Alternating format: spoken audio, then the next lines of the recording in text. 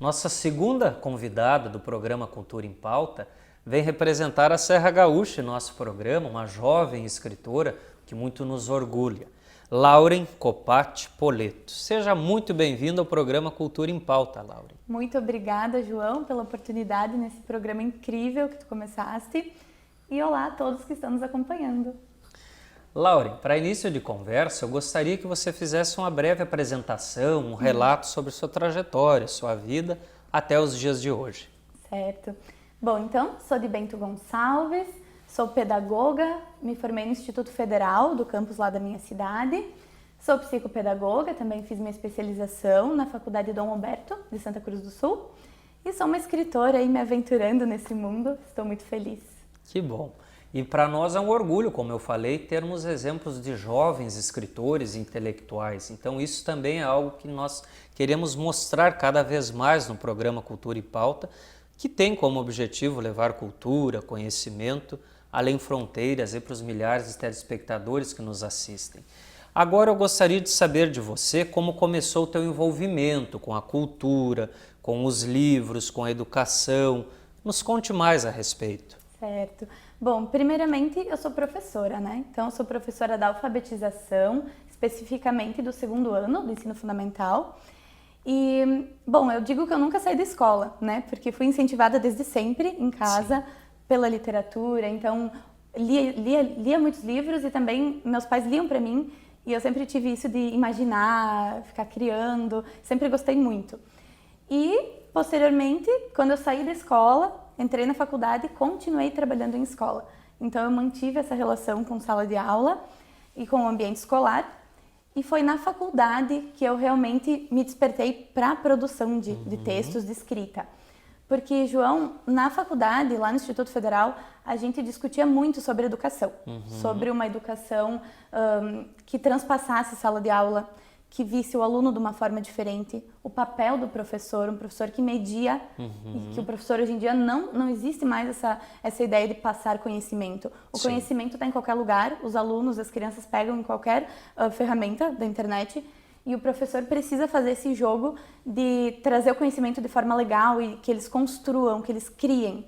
Então a gente debatia muito sobre isso e eu chegava em casa com todas essas ideias borbulhando na cabeça.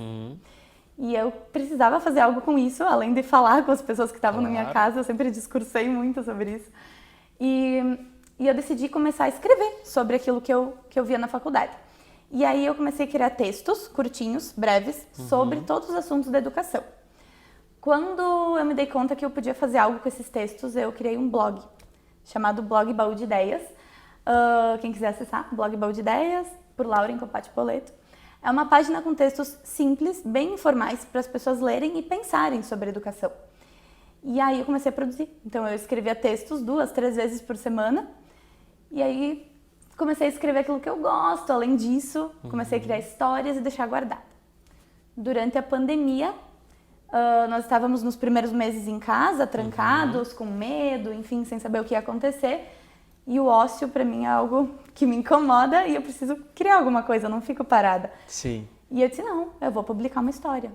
E aí eu fui atrás, não sabia absolutamente nada sobre educação, sobre editoras, enfim. Livros. Nada. E aí eu comecei a pesquisar e cheguei na editora alternativa do Newton, que estava no teu primeiro programa.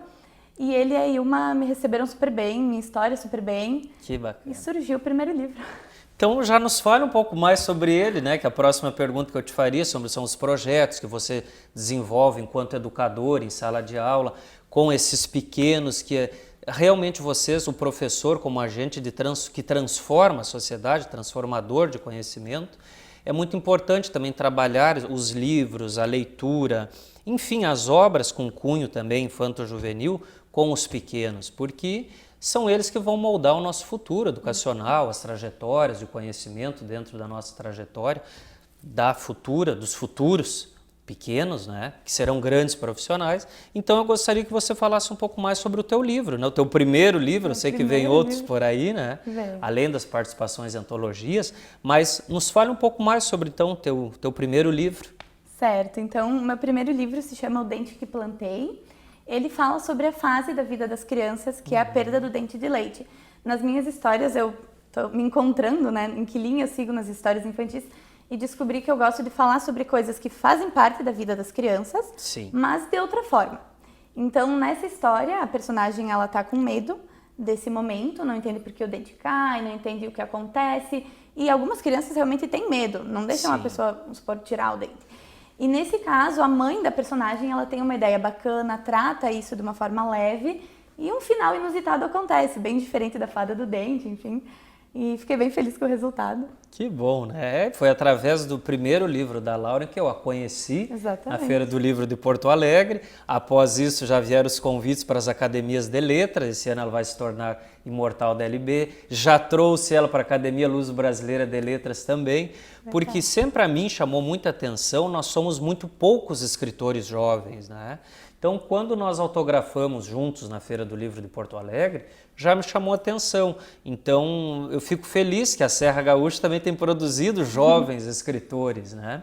E eu gostaria de te perguntar, porque eu sei que tu tem mais um livro esse ano para ser que tu pretendes publicá-lo, né? Então, nos conte mais a respeito desse projeto. Certo. Na verdade, eu tenho 2 histórias. Escritor tem muito disso, né? A gente produz e fica sempre na dúvida achando se tá bom, se não tá. E eu produzi 2 histórias. A primeira, as 2 tratam sobre momentos importantes da vida das crianças. Uma, ela trata de uma questão da sociedade mesmo, um tabu da sociedade. E com a linguagem infantil e um acontecimento ali na história, um conflito, né? Eu consigo trazer um pouco disso de uma forma leve. Não vou falar ainda o quê. Sim, ela vai deixar o mistério. Vou né? deixar o mistério. E eu acho que isso é muito importante, né? Vocês também, enquanto professores, que já têm mais conhecimento de como talvez trazer essas histórias para o papel, para os livros, né? Isso. Mas sempre as temáticas de dia a dia, trazê-las como você fez aqui no caso do primeiro dente que plantei, trazer essas histórias do dia a dia para o cotidiano das pessoas, Exatamente. né? Dentro dos projetos sociais, você leva a leitura para dentro da sala de aulas, como é que está essa realidade? Isso é importante também levar aos nossos telespectadores, como enquanto professor, né, as dificuldades encontradas, os alunos, você como escritor, como professora, consegue tentar moldar isso, incutir o hábito da leitura nos pequenos e até mesmo da escrita, porque tendo uma professora e escritora, quem sabe surgirão novos também alunos escritores. Exatamente. Né? É bom que tu falasse isso porque ao longo dessa trajetória do livro, eu recebi muito feedback das crianças, dos pais, não só alunos que foram meus, mas os corredores, as crianças que passam pelos corredores, me trazem muito isso. Oi, prof. Lauren, eu li teu livro, né? Então isso acontece muito, eles me veem como uma prof. Escritora. E eu já recebi livrinhos de criança que grampeiam folhas com desenho, com escrito, prof, eu também escrevi um livro. Então, eu acho que esse incentivo acontece no meu papel de prof, né, alfabetizadora, que tem que ter esse cuidado para que a literatura seja um gosto, que ela não se perca por obrigações no meio do caminho, né? Sim. Mas eu acho que essa coisa da prof escrever um livro faz com que eles se sintam Isso é muito importante, felizes. Né? Monteiro Lobato foi professor, foi promotor de justiça e depois, assumindo uma das fazendas da família, escreveu para crianças, né? Exato. E foi um dos Inspiração. mais famosos aí dentro do Sítio do Pica-Pau Amarelo, com seus personagens infantis, que até hoje povoam o nosso imaginário popular, né?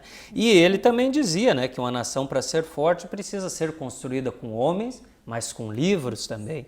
Então, eu acho que escrever para os pequenos é muito importante também, não é, Lauren? É, sim. Mas eu sei que tu trouxeste também algum trecho, alguma sobre as futuras publicações, né? Vai estar nas nossas antologias, tanto da LB quanto da antologia da Academia Luso Brasileira também.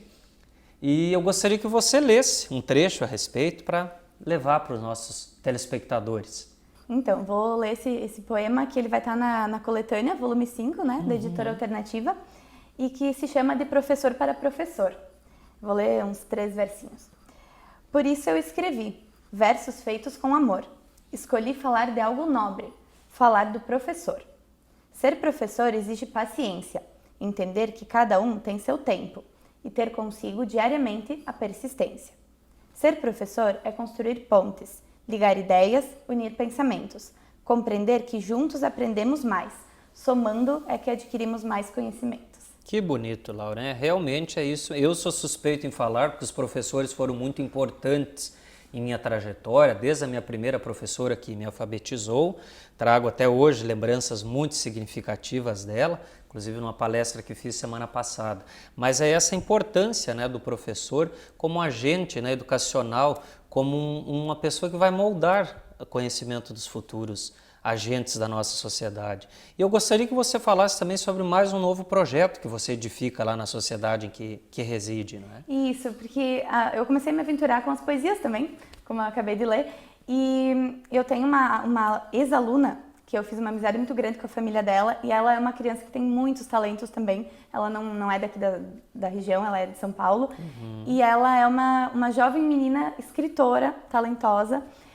E eu, ao convite dos pais dela, a gente começou a produzir um livro de poesias sobre a vida, com a visão dela, de criança, ela tem 11 anos, e a minha. Então, acho que vai ser uma obra muito legal, unir a literatura dela e a minha, que é uma linguagem diferente. Isso é muito importante, né? Então, vocês, enquanto educadores, enquanto agentes de sala de aula, perceber também esses novos talentos da nossa sociedade, né? Exato.